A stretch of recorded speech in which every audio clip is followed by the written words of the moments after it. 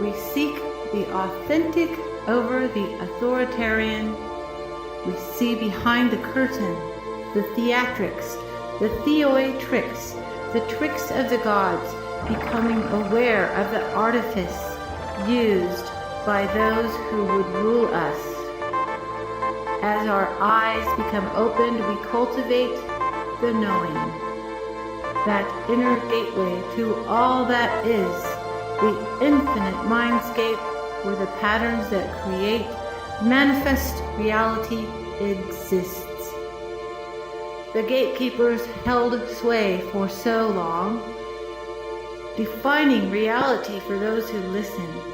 But now the rush of the crowd comes as each knows the way is open to all who thirst for knowledge and wisdom. The gatekeeper who stands in the way will be trampled, for nothing can stop those whose time has come. The portals of knowing are opening. Beware to the gatekeepers who will not give way.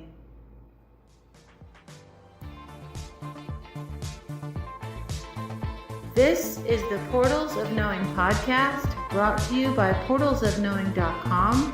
We are Karen Christine Patrick and Brett Colin Shepard, independent researchers in the area of the experiencer movement, exopolitics, UFOs, anomalies, and alternative history.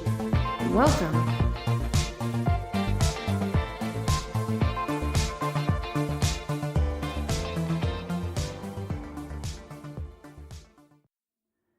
Welcome to the Portals of Knowing podcast. This is Karen Christine Patrick.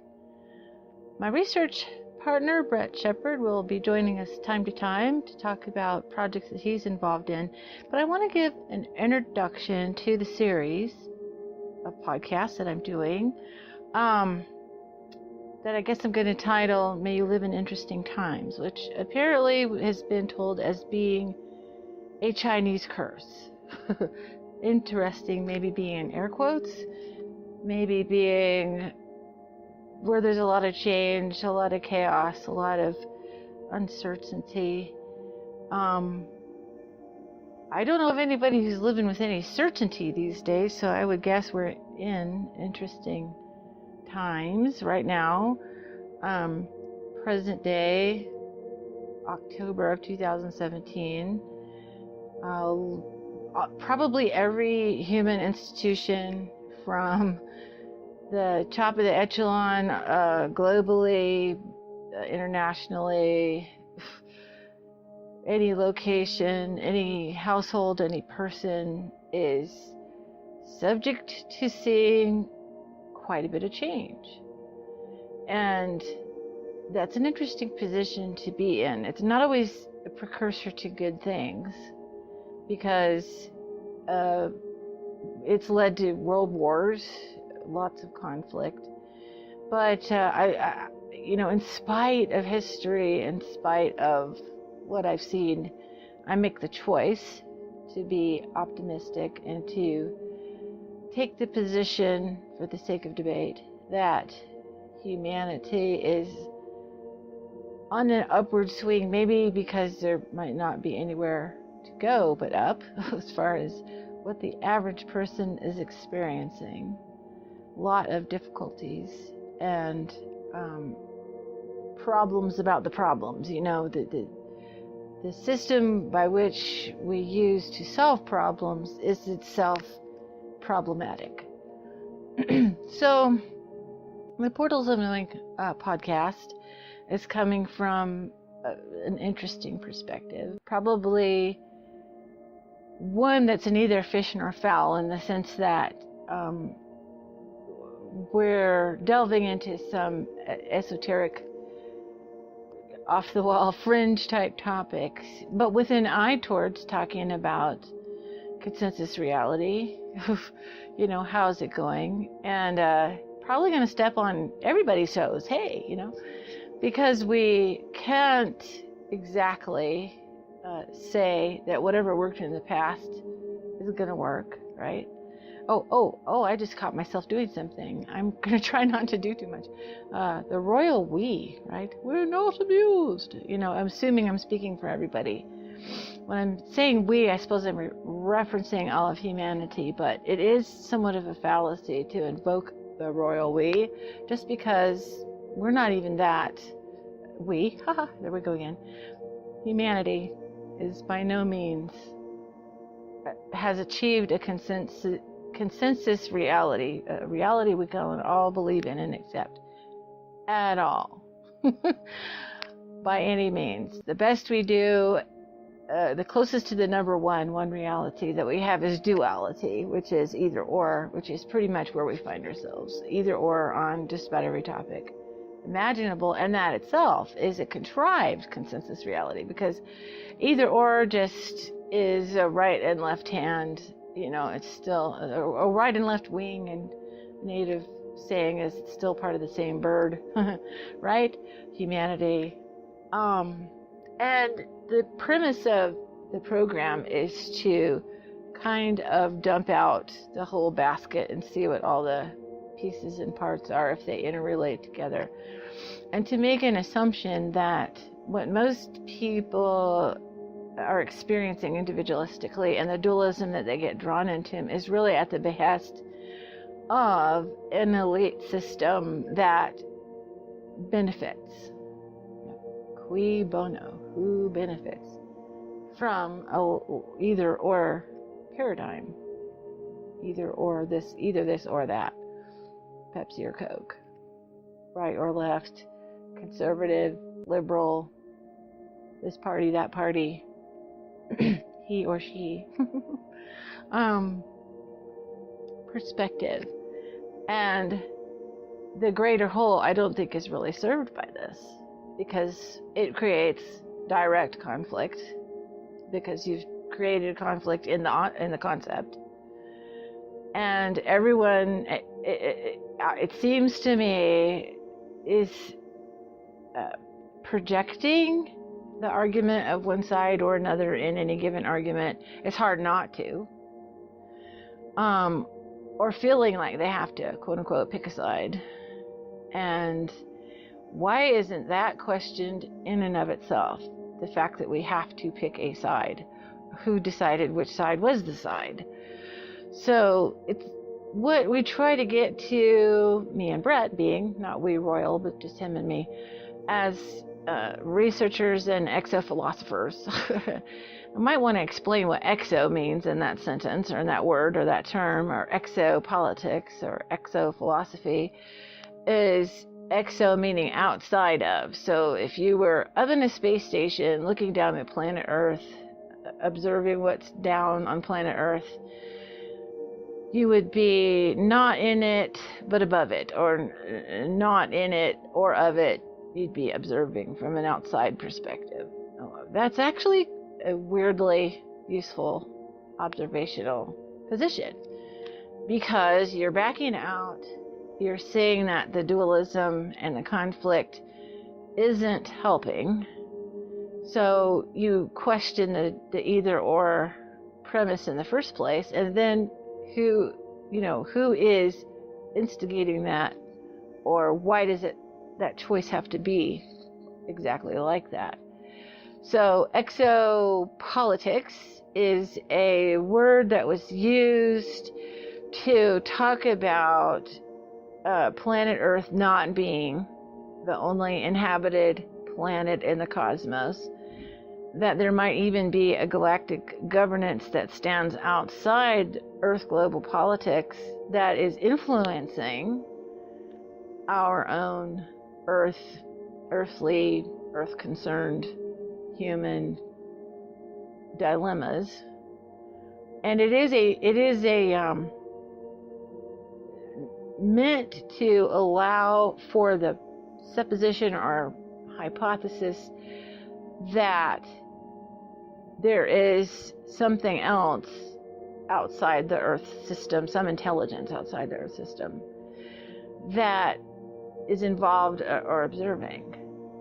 It gives us a theoretical platform for those of us interested in UFOs and the paranormal and all of that to step outside the idea of is it real or is it not real,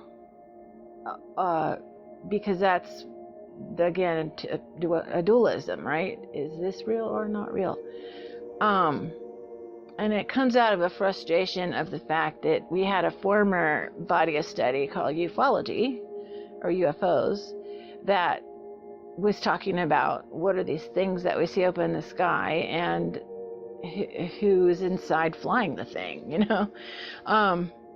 and we couldn't get past, as a whole community world discussing the topics of ufology, of it, the discussion of science and or what's up with the science of that, because our science only goes so far. The agreed upon consensus reality science stops at burning fuel like a caveman, theoretically talking about other types of power systems, but unless you see a tailpipe sticking out the back of a UFO, obviously the energy systems are of some other kind of scientific principle that has not yet been agreed upon in corporate consensus reality science.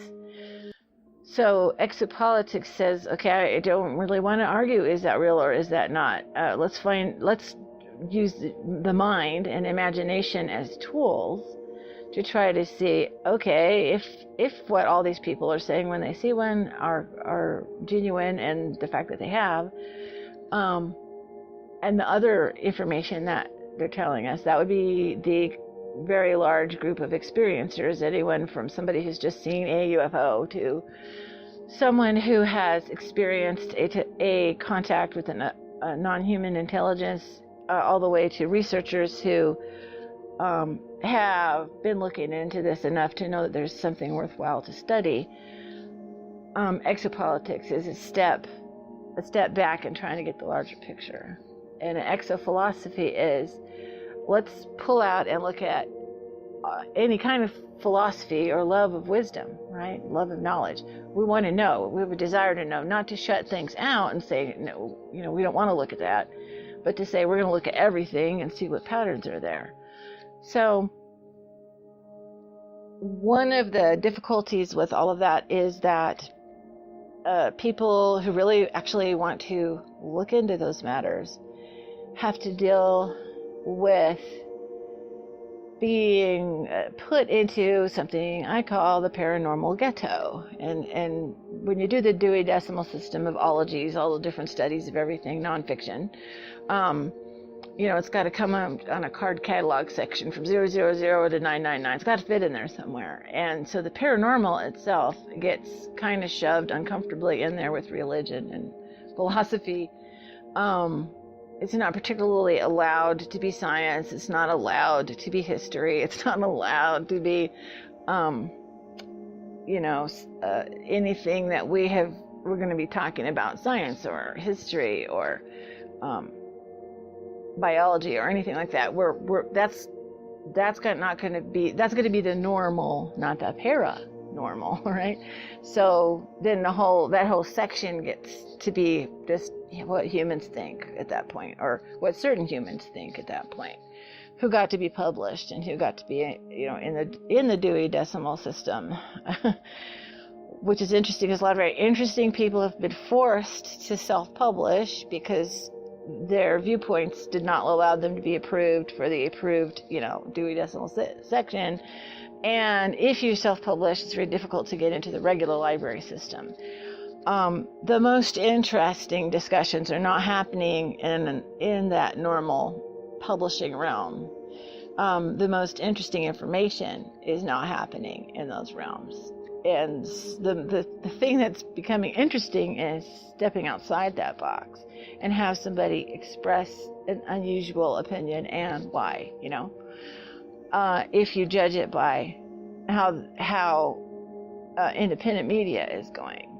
Independent means I don't have to try to fit in those boxes. I'm going to talk about something outside those boxes. And it's quite popular to the consternation of the normal hierarchy of publishing and ologies and scientific hierarchy, academic hierarchy, pick a hierarchy, it's not going to like alternative, because it's they benefit by them being at the top of a certain branch of study.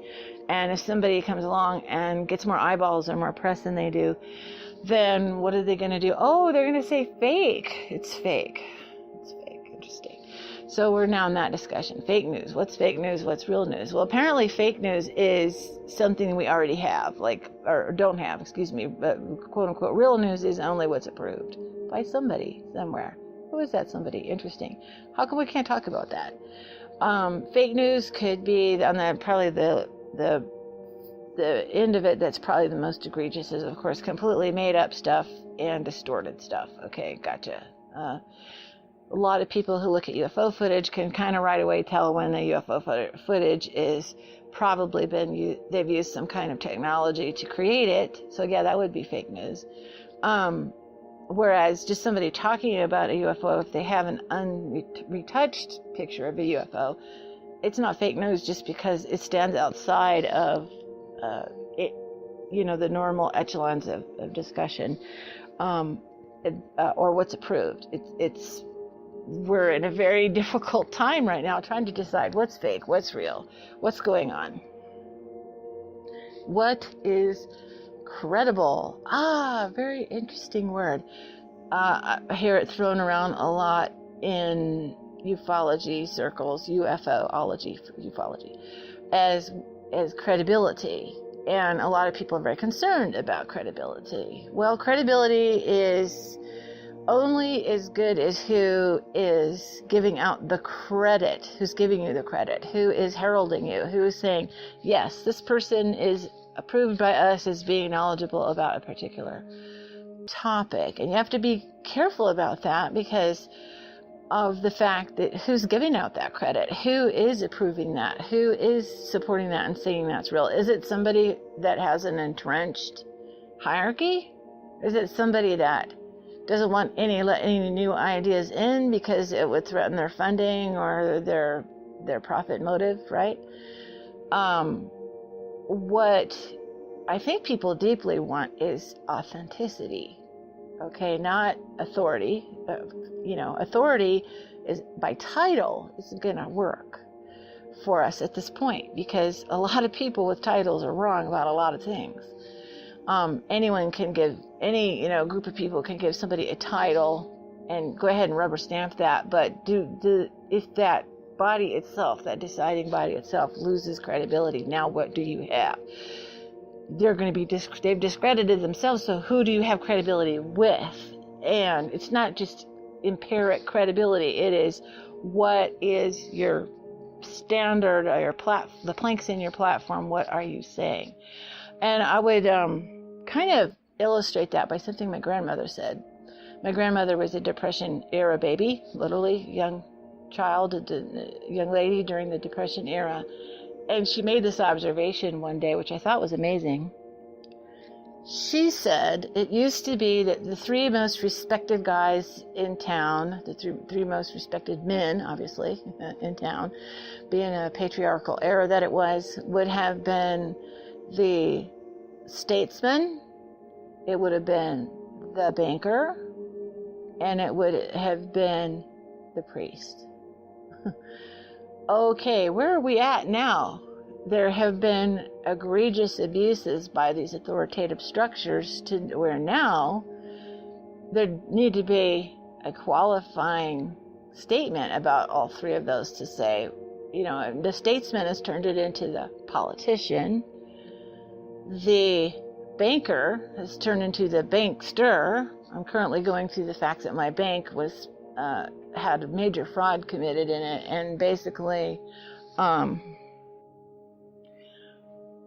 the bankster is now what we call the crooked banks. My bank is currently having to deal with the fact that the employees basically use the information of the customers to create fake accounts in order to get credit and make purchases, and it's a nightmare.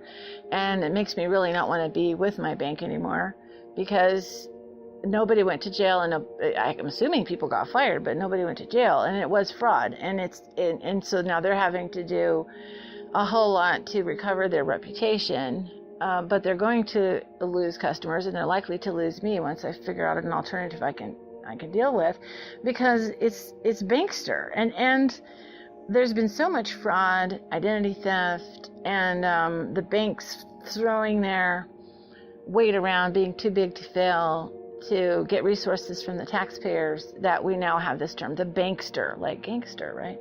And then finally, the priest. Well, my grandmother was Catholic, so she was thinking in terms of what a priest was. And because of the scandals of the Catholic Church involving pedophile priests, now the idea of the priest being a very dedicated person who's dedicated their life to God or whatever has been significantly tarnished, and you'd have to put a qualifier, an honest priest, an honest politician, an honest banker, a holy priest, somebody who is holy and not unholy or damaging to people. So those three institutions have suffered quite a bit because of the abuses of the power of the office. People have been hiding nefarious activities behind titles and behind organizations, and that is simply becoming a breakdown because there's been so much put into the idea of a hierarchy. We've trusted hierarchy thinking so much that just somebody's title was enough to keep them from being revealed as what their character was.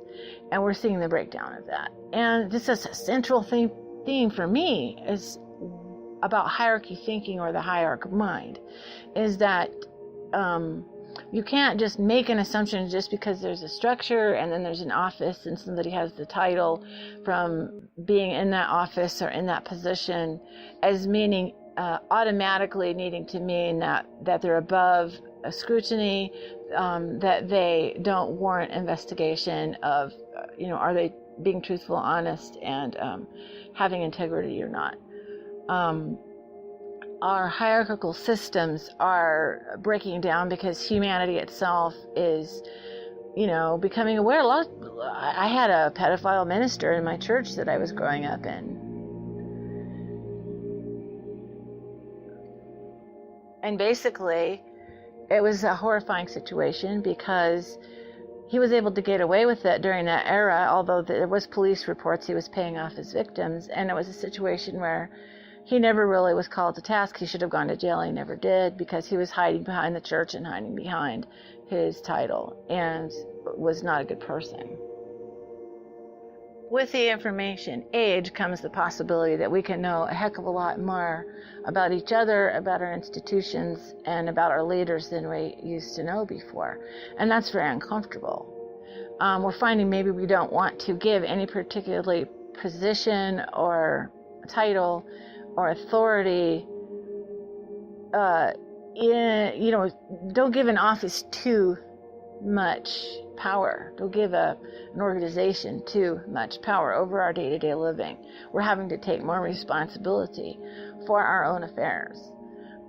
Because at least if we are personally responsible for it, we can have some sense of control of how it's being managed. So I guess what I would be trying to do in this introduction is to give you a flavor of where my philosophy is at, Karen Christine Patrick. I won't speak for Brett. We both do the Portals of Knowing project, which you can find at portalsofknowing.com, which is where our research that we do together and separately aggregates, so we got a place to put it so people can find it, including the episodes of our podcasts. But that's kind of our perspective is, what is the Portals of Knowing? Well, that's a good question. Portals of Knowing. Knowing is a concept that we get from the Gnostic idea of, everything that we need to know is within us, to just know something, to reach into that universal wisdom inside of us, to find the answers. I was taught a concept of the different areas of observation, the broad external, which is the outside world, the narrow external, which is our thoughts about the outside world, the 0 point, which is the center of us and our singularity. The broad internal is our running thoughts, about our own perspectives. And the broad internal, which is the shared consciousness, the universal mind, whatever it is that connects all of us together, the morphogenic or morphogenetic field. And it's from going into those depths that we find an awful lot of important knowledge to live. The portals part of Portals of Knowing has to do with the portals part of Portals of Knowing is that everything is a portal. Everything we look at, everything around us is some doorway to some form of knowledge, that we are portals to each other. I can learn from you and you can learn from me. That the whole universe, everything in the universe can teach us something if we take the time to know it and observe it. And that there are doorways to knowing that involve our shared information, that bodies of knowledge that we have taken thousands of years of thought and put into spiritual traditions, philosophical traditions, and even the sciences and everything else that we have a body of learning. We're not limited to that, though. We're not limited to an authoritative body of learning defining everything for us. In history, whenever new ideas came in, well, it's just like what spiritual traditions say about putting new wine in old wineskins. You had to have a new container for the new knowledge because the old container was already full and couldn't take it anymore. So we are certainly, as humanity, creating new knowledge, and now we're trying to figure out the new containment for all of it. Where do we put all this new knowledge? How do we understand it? How do we use it? And so that is the big debate, I suppose. Sometimes degrades into fighting and arguing, but it really is a debate. If we keep it above board and be understanding to one another and have some grace and gratitude, right? Intergrace, intergratitude, integration. Intergrace is, hey, I might be wrong, you might be wrong. Let's be gracious to each other and forgiving.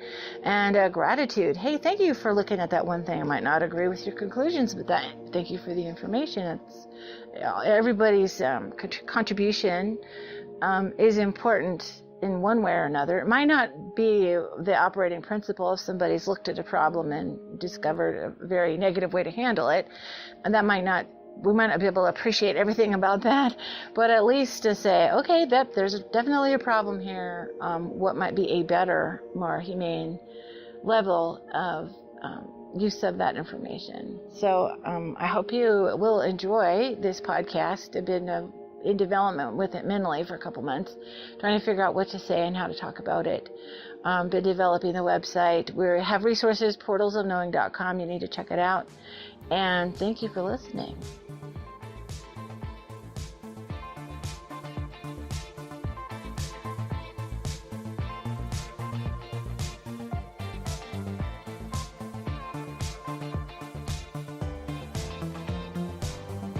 Thank you for listening to the Portals of Knowing podcast.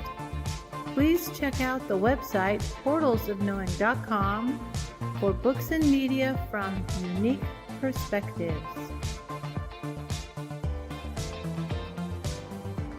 Also on portalsofknowing.com, uniquely curated resources have been chosen by the team of Shepard and Patrick. Cultivate the inner knowing for yourself using the great resources on our website. Thank you to the artist Jazzar for the song Great Dark Spot from the album Galaxy that can be found on the freemusicarchive.org.